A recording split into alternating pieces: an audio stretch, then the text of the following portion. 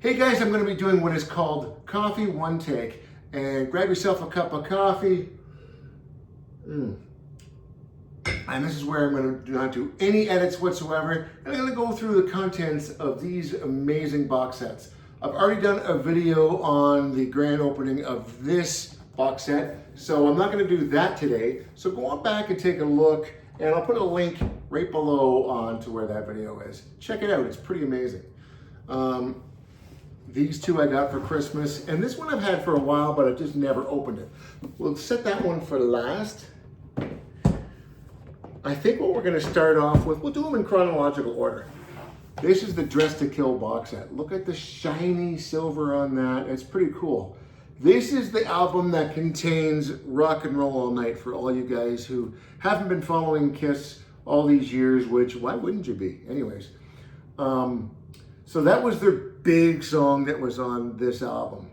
Obviously, there's a lot of great hidden songs that are on there as well, a lot of B-sides, and a lot of deep cuts, which are way better than Rock and Roll All Nite. But let's go through the contents of this box set, and let me just show you this. This is the 50th anniversary. It just came out in, I think, October or November of 2025. And yeah, the box itself is really nice and thick. And yeah, there's this spine. Well, look at that. Right off the hop, I've already looked through this, so I put this disc on front. This is the Atmos disc. So I'm going to be playing this in my home theater downstairs, and I'm going to be playing along with it. So this is going to be quite awesome. I've never heard the Atmos mix on this yet, so I'm really looking forward to hearing this album. There's the original hype sticker that came on the outside when I opened it. Always keep those hype stickers. Now this is pretty cool. This looks like the master tape of from the studio of the album.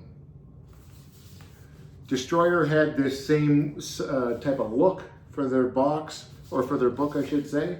And inside here there is a lot of really cool stuff. Awesome photos of the era. I'm not going to go through every single page, but yeah, there's some handwritten notes, song titles, etc., etc. That's pretty cool. This is when they're writing out some lyrics. Now, Love Her All I Can is not a Kiss song. It's a Wicked Lester song that became a Kiss song. Now, Wicked Lester was pre-Kiss, and it had Paul and Gene in it. And it was a very different style of music. It would remind me of, for lack of better words, the Partridge Family. Remember that early 70s, late 60s, early 70s pop sound? That's what Wicked Lester was.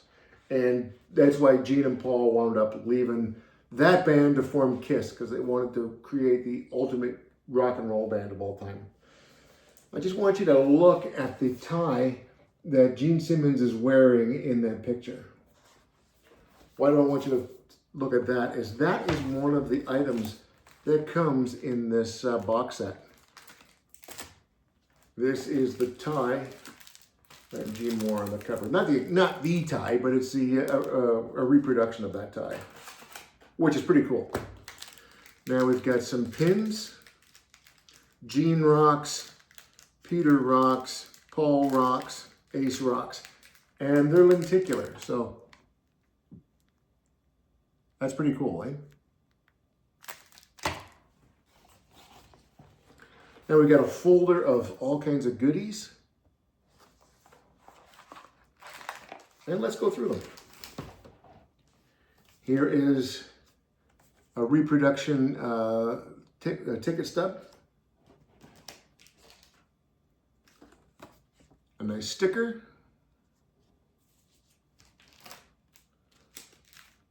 got a couple of patches here. I don't know if these would have been for a hat or for a jacket. Kiss Dress to Kill, Kiss Road Crew. That's pretty cool. I don't know if they had a road crew in '75. I imagine they did. Here is a hotel keychain. Kiss Dress to Kill, New York, 1975. That's pretty cool. New York license plate. Some guitar picks. Simmons, Paul Stanley. Now, they had guitar picks with their names on them, and if you can find an original pick from that era, they go for thousands. So it's nice to see the reproductions, because I'll tell you what, I was never going to own one. Peter Criss did not have a guitar pick back in those days. That's something that's new in the the last 20, 30 years, is where drummers getting guitar picks. Doesn't make a lot of sense to me, but there's a Paul Stanley pick. There's the Simmons pick with the money symbol for the S. And of course, the Ace Frehley pick. And from what I remember, these should be solid white, but that's okay. They kind of look like mother of pearl. We've got some coasters here. Let's pop these out and show you these.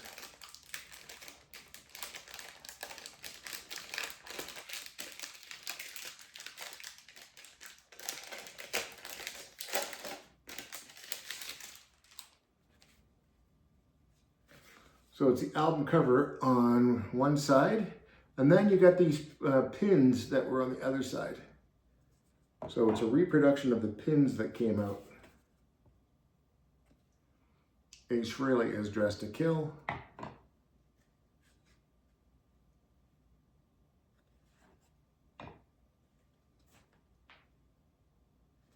Pretty cool shots, huh?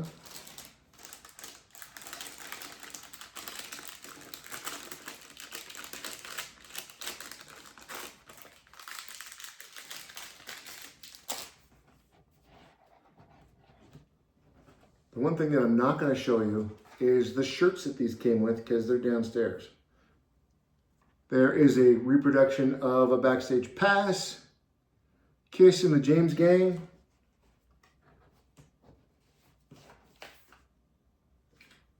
Spring Tour 75, Backstage Pass. These would be stickers that you would peel and stick on your shirt, and then you could get backstage.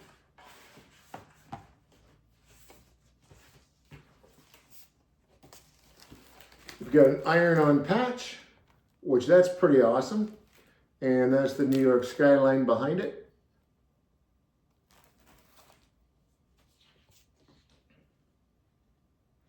This must be a Japanese promotional poster that was probably in a magazine around that time.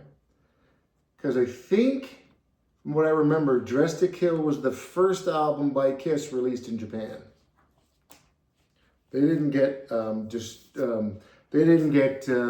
Than Hell or Kiss self-titled until after that. Back in the day, you used to get a press kit, and these photos would have been in there. So there is a promotional picture of the photo shoot from Hotter Than Hell. That's actually the Hotter Than Hell cover. Then you've got a single shot of each member. And then that shot there in front of the waterfall. Pretty awesome. We got a poster here. What's this poster? Oh, this is awesome.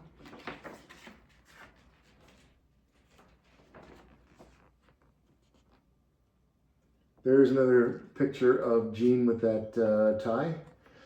And they didn't own any suits, and they wanted to do the photo shoot. So these belong to the manager, Bill Aucoin and Neil Bogart, who owned the record label.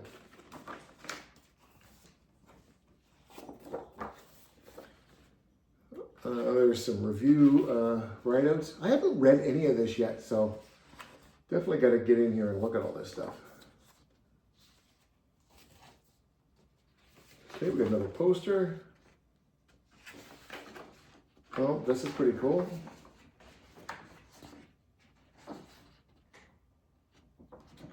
Cobo Arena, May 16th.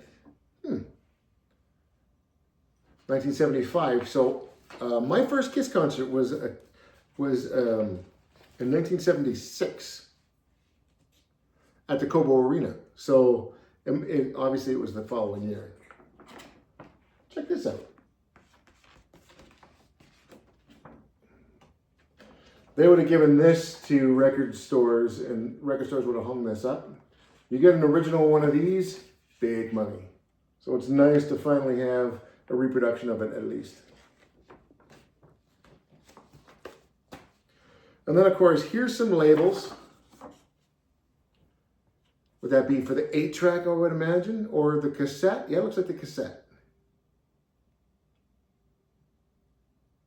It's hard to say. You tell me what that is. Okay, so now we got even more stuff. So I'm gonna put this folder down. Now we got this black folder, and what's in here? Got a bumper sticker. We've got some magnets, some fridge magnets. That are contour cut, so they're cut around that logo. Here's another lenticular picture of it. It's not actually moving, so I'm not sure why it's that texture, but here's a mobile display. You would cut out these albums and they would be hanging just like a baby's mobile that you would put above their crib.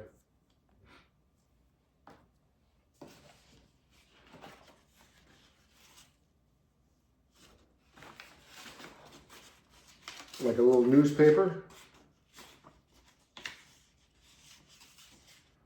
That's pretty cool. And this says New York Dolls and Kiss at Massey Hall, which is in Toronto, which is just up the road from me. So that's pretty cool that they showed some Canadian love in this box set. Let's show what this is here. Let's take a look. Oh, cool. There's a comic book from a magazine.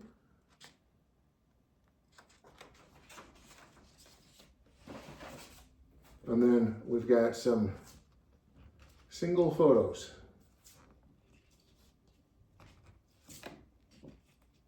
Love those. Those are awesome. And then of course we've got the CD. This is different from the Atmos CD. This is one that you can play in your car and whatnot. The other one you can't play in your car. This is demos. Demos, alternate mixes, and outtakes. So that's going to be pretty cool. And the set list is on the back here. Rock and Roll Nite, studio demo, anything for my baby, studio demo, so on and so forth. So if you want the track listing, it's on Google, just check it out. And again, that looks like an acetate or the original master tapes. And then we've got a couple of other really cool things here. And this is not Kiss Alive, but live albums from that era. So this would have been live in Davenport, Iowa, July 1975, the first show. And some of these songs from both of these shows did make it onto Kiss Alive, because Kiss Alive is not one show, even though they say it was. Live in Detroit, May 16th, 1975. That was that poster that we saw earlier, the Cobo Hall poster. It's got different artwork, which I think is pretty cool. That's an outtake of the picture too, because that guy in the middle looking off to the left is not actually in the rear cover of Alive. And that's a different picture altogether, because Ace is usually leaning way back. And then if you look at that one, it's completely different as well. And let's see what oh, okay. We've got more outtakes on the gatefold. So this one's a 2-disc set. This one is well, it says disc 3 and disc 4. Oh, because the other two, this would be disc 3, disc 4, disc 5. So So disc 1, disc 2, disc 3, disc 4, disc 5. So that's pretty cool. My wife ordered this for me for Christmas off of Kiss Online, and she hit it pretty good because I had no idea I was getting this. I opened up the Alive box set, and we got all the way to the end, and I didn't see anything else, so I thought, oh, I got the Alive box set. I didn't get the Dress to Kill box set. And then she surprised me with it for my birthday. So it was pretty awesome. My birthday was just a couple days later. So that is it for the Dress to Kill box set. I'm going to end this video now, and I'm going to return on another day to show you the other 2 box sets. Thanks for joining me, guys. And please give this video a thumbs up. Leave your comments below. I will answer all of them. Tell me what you think of this box set, if you have it in your collection, and if you think it's worth getting. Until next time, guys, take care, keep rocking. Bye-bye.